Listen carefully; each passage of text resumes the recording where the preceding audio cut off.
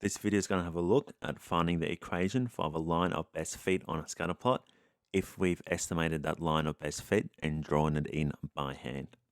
Because the line of best fit that we add into our scatter plots are a linear line, we can use the linear line form of y equals mx plus c to be able to determine what that linear line's equation is going to be.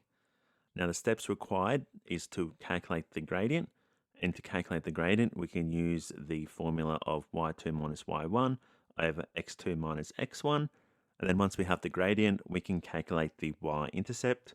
We can do that by either using the graph if our axes start and go continuously from 0, or we can calculate it algebraically by using the gradients and a set of coordinates from the graph and be able to substitute in to find out what our C value is going to be.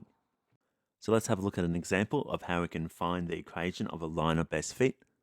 And going back to our example of Mary selling shirts that we've used in some of our previous bivariate data videos, we want to be able to determine the line of best fit. Now to do that, we need to first start off by calculating the gradient of the line. And to be able to calculate the gradient of the line, I can use the formula y2 minus y1 over x2 minus x1. And to do that, I need to identify some points on my line. So I'm going to look for points where I can easily identify what the x and y values are going to be. So using the grid lines and seeing where the line intersects with the grid lines. And I've got a value here that I can use, and I've got a value here that I can use. So my two values are going to be 17.5 and 20, and then 30 and 14. So using those values, I can go ahead and substitute them in to my formula to be able to calculate the gradient.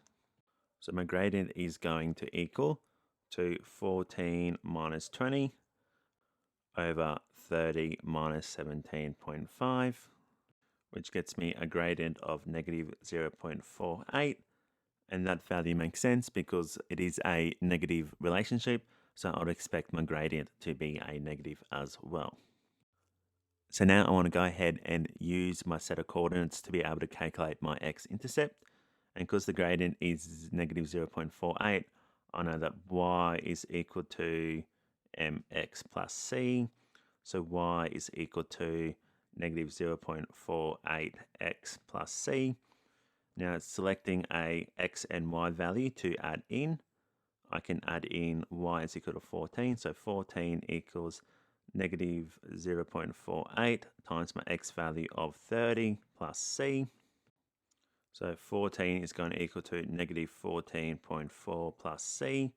So c is going to equal to 28.4. So I now know that my y-intercept value is going to be 28.4. And my equation for the line of best fit is going to be y is equal to negative 0.48x plus 28.4.